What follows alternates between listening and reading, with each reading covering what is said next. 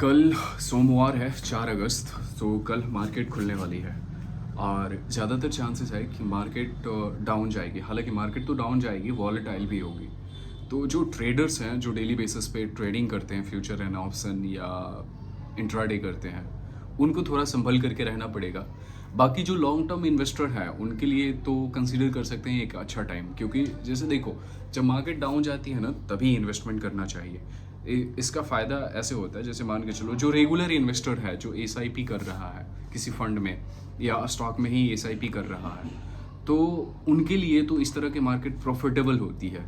क्योंकि जैसे मान के चलो आज हमने 100 रुपये पे किया, ओके, अगर कल 20% से मार्केट उठी तो हमें 20 रुपये का प्रॉफिट होगा। लेकिन अगर कल 20% मान के चलते हैं, अगले महीने मार्केट 20% से डाउन चली गई, तो 100 का प्राइस 80 पे आ गया है। नेक्स्ट टाइम जो आप एसआईपी पे करोगे, नेक्स्ट टाइम जो आप शेयर खरीदोगे, वो 80 रुपये के हिसाब से परचेसिंग होगी। तो एक बार हमने 100 रुपये से खरीदा, एक बार हमने 80 रुपये से खरीदा, यानी 2 बार हमने खरीदा। तो और टोटल इन्वेस्टमेंट हमारा 180 का हुआ। इसको डिवाइडेड बाई 2, इट मीन्स की एवरेज प्राइस जो आया वो 90 रुपीज़ का आया।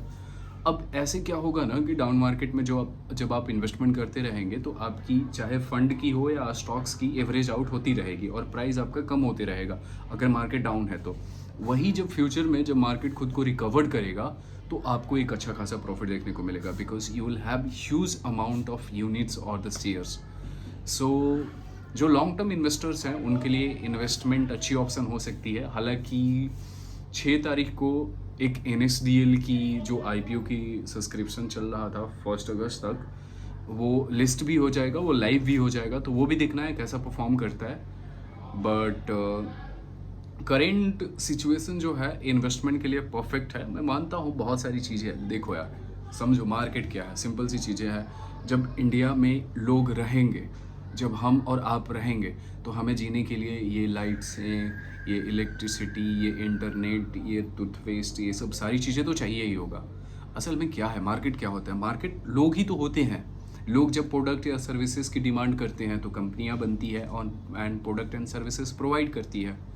तो जब तक हम लोग हैं तब तक हमारी डिमांड है, और जब तक हम लोग ख़त्म ही हो गए, मान के चलो एक न्यूक्लियर मिसाइल आ गई, हम लोगों के ऊपर एक न्यूक्लियर मिसाइल आ रही है, तो थोड़ी ना हम लोग उस समय सोचेंगे अरे भाई कि हमने इस शेयर में पैसा लगाया था, हमारा पैसा डूब जाएगा।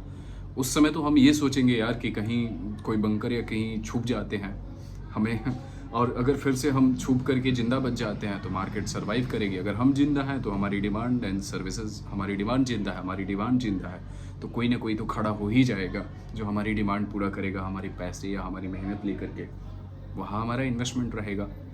और अगर इंडिया की डेमोग्राफी देखा जाए तो इंडिया एक तो सबसे बड़ी आबादी वाला देश है।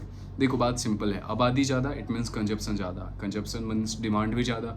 बात सिंपल सा थ्योरी से सिंपल सा एग्जांपल से समझने की कोशिश करो आप। जैसे मान लो आपको एक रेस्टोरेंट खोलना है और आपके पास 2 शहर का ऑप्शन है। एक शहर में आबादी 10 लाख की है और दूसरी शहर में आबादी 1 लाख की है। अब आप वहाँ पे कंपनी अपना रेस्टोरेंट डालना चाहोगे ना जहाँ पे आबादी ज़्यादा है। अगर मान के चलो आप जिस शहर में 10 लाख की आबादी है वहाँ अगर 10% का भी मार्केट या 10% कस्टमर को भी कैप्चर करते हो तो आपके पास 1 लाख कस्टमर्स होंगे। लेकिन वहीं जहाँ पे 1 लाख की आबादी है वहाँ पे आप 100% कस्टमर को कैप्चर करोगे, तब आपके पास 1 लाख के कस्टमर्स आएंगे। तो सिमिलरली वैसे इंडिया की आबादी ज़्यादा है, तो ये सबसे बड़ी कह सकते हैं कि डिमांडिंग देश है, यहाँ पे चीज़ों की डिमांड है। तो ये इसकी वजह से ग्रोथ, मतलब इंडियन मार्केट की जो ग्रोथ है वो सबसे ज़्यादा है किसी अदर कंट्री के तुलना में।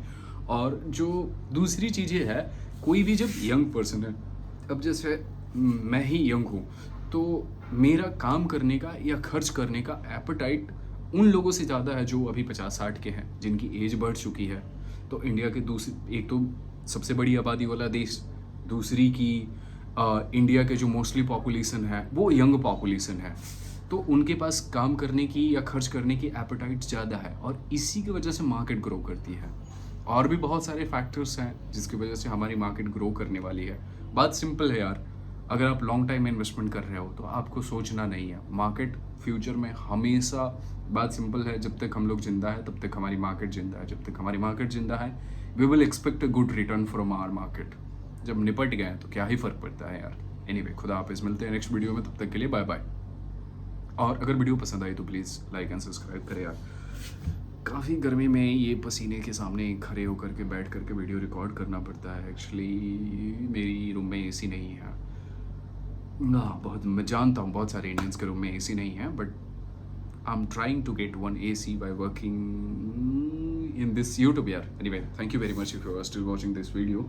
मिलते हैं नेक्स्ट वीडियो में, और तब तक के लिए मेरा नेक्स्ट वीडियो का टॉपिक क्या होने वाला है? यस, टॉप 5 वेस्ट यूली प्लान टू इन्वेस्ट। सो मिलते हैं नेक्स्ट वीडियो में, तब तक के लिए खुदा हाफिज, बाय बाय।